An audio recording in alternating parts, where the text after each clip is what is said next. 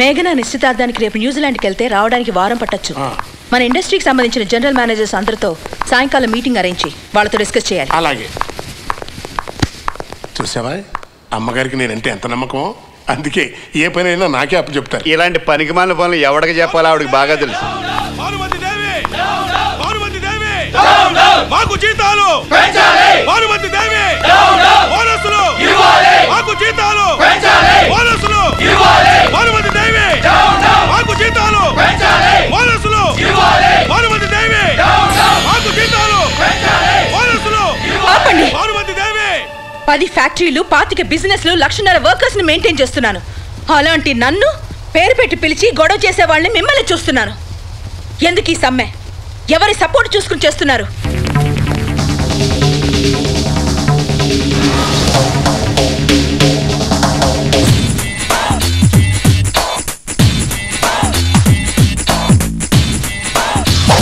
నమస్తే అత్త. చెప్పానుగా నీ సీట్లోంచి నిన్ను దించుతానని. క్యాజువల్ లేబర్గా ఒక్కరోజు పనిలోకి వచ్చినందుకే మనం ఇంత రాద్ధాంతం చేసి పెట్టాం. ఇక పూర్తిగా మన పనితనం చూపించాననుకో, నీ 2 కూతుళ్ళని కవర్ చేయడం నాకు లెక్క.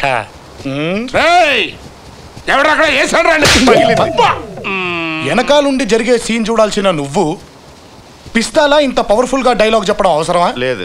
డైలాగులు చెప్పాల్సింది నేను, ఈనాల్సింది నువ్వు. ఏమయ్యా ఇది చేసిన తప్పే కదా? తప్పున్నారా? మరి అందుకే పడింది. ఇఫ్ యూ డోంట్ మైండ్, మీరన్న మొక్కే నా గురించి నా నోట్లో నాంతుంది. సీనియర్ మీరున్నారు కదా అని సైలెంట్ అయ్యాను. ఛాన్స్ మీరు కొట్టేశారు, మనోడు గోపాగలు కొట్టేశాడు. మీ డిమాండ్స్ ఏంటి? మా జీతాలు 50% పెంచాలి. రెట్టింపు చేస్తా. 6 నెలల బోనస్ ఇవ్వాలి. సంవత్సరం బోనస్ ఇస్తా. మా పిల్లలకు స్కూల్ కట్టించాలి. స్కూల్తో పాటు మీ అందరికి ఇల్లు కూడా కట్టిస్తాను. కానీ ఒక కండిషన్, ఎవరో దారిని పోయేవాడి మాటలు మీరు ఇంక వినకూడదు. వాడింక ఈ ఫ్యాక్టరీకే రాకూడదు. వాడికి మీకు ఏ సంబంధం ఉండకూడదు.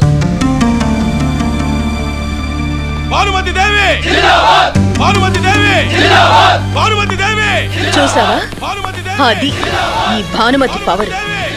ఏ ప్రాబ్లంకి ఎలాంటి ఎత్తు వేయాలో నాకు బాగా తెలుసు. నా బుర్రే ఒక డిక్షనరీరా పిల్ల కుంక.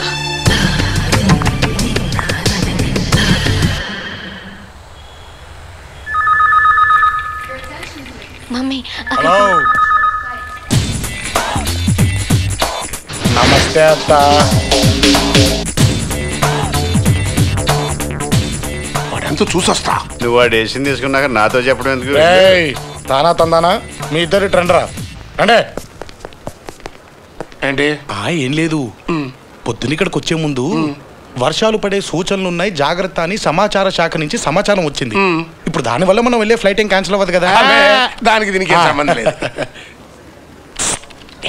ఇప్పుడు పైన ప్లేన్ లో నాకు సడన్ గా ఇది వచ్చిందనుకో, పోస్తే జనాల మీద పడదు కదా. ఏం పడదు, ఒకవేళ పడ్డా వర్షం అనుకుంటారు. అయితే ధైర్యంగా రమ్మంటారు. మేము ఉన్నాం కదా, అన్ని మేము చూసుకుంటాం. Okay, thank you. ఏంటి ఒళ్ళు కొవ్వెక్కిందా? వాడికి హామీలు ఇస్తున్నారు. అతను ఏదో పర్సనల్ ప్రాబ్లం చెప్తుంటేను. అంటే ఫస్ట్ టైం ఫ్లైట్ ఎక్కుతున్నా అంట, ఏవో డౌట్స్ ఉంటేను క్లియర్ చేసాం. ఉండటానికి ఇల్లు, తినడానికి తిండి, కట్టుకోవడానికి బట్టలు లేనివాడివి నువ్వు ఫారిన్ ఎలా వస్తున్నావు? మా అన్నయ్యలు పంపిస్తున్నారత్త. అన్నయ్యలా? ఇంకెవరత్తా, మన కార్మిక సోదరులే. అరుగో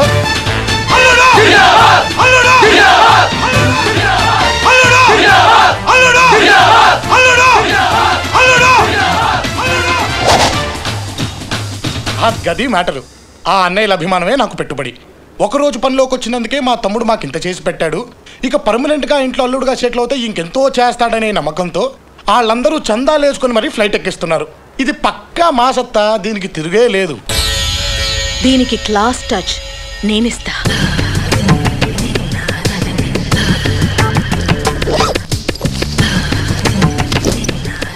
ఎలాగైనా వాడిని ఆపేయండి. 1 minute, మీ లగేజ్ చెక్ చేయాలి. సార్ ఇందాకే కదా సార్ చెక్ చేసింది. సార్ ఫ్లైట్కి టైం అయింది సార్. అవ్వాలి కదా.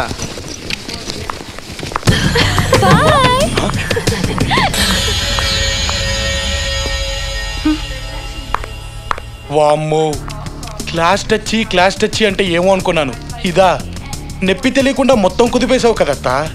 ఎంతైనా సీనియర్వి కదా, ఈ మాత్రం టాలెంట్ లేకపోతే వర్కౌట్ అవ్వదులే. నీ టాలెంట్కి నా నమస్తే.